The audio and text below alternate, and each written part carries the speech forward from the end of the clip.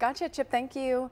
All right, so the quarantine is over for many people who came in contact with the first Ebola patient diagnosed in the United States. Fox 4's Saul Garza is live in downtown Dallas with more on exactly what's next. Saul?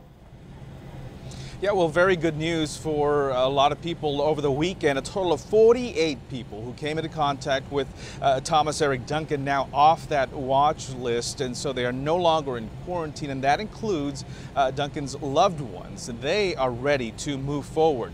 In fact, Duncan's fiance, Louise Tro, and her family forced to leave their apartment.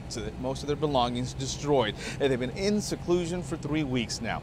In a written statement released on Sunday, Louise Tro wrote in part that our happiness is mixed with sadness at the same time. My beloved fiance, Thomas Eric Duncan, who was also the father of my son, Karzea Eric Duncan, did not survive with us. We continue to mourn his loss and grieve the circumstances that led to his death. Now, even though the quarantine is over, our time of mourning is not over.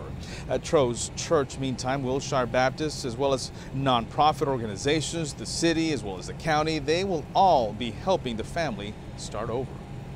They really don't want to be They want to be among us and just be who they are and have a chance to get back to their lives.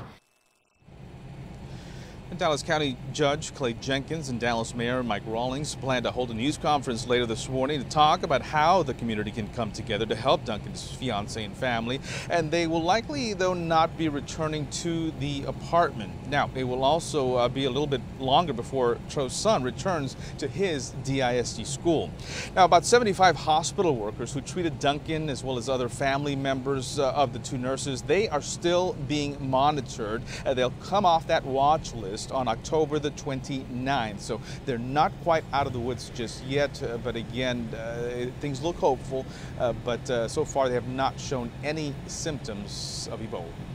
That is the latest here at Commissioner's Court in Dallas. Saul Garza for Good Day. The family of the second nurse diagnosed with Ebola in the U.S. says she followed protocol. She's being treated at Emory University Hospital in Atlanta. Her condition's not been released. Her family did release a statement about her decision to fly to Cleveland, though, saying she would never knowingly expose herself or anyone else to the virus. And the CDC plans to release some new protocols for those treating Ebola patients. Healthcare workers will have to wear protective gear with absolutely no skin showing. The head of the National Institute of Allergy and Infectious Diseases says that original protocol was designed for out in the field. What's very clear now, when you're in an intensive care setting, doing things you would never do in the bush or in the field in Africa, very invasive type procedures, that is not the optimal way.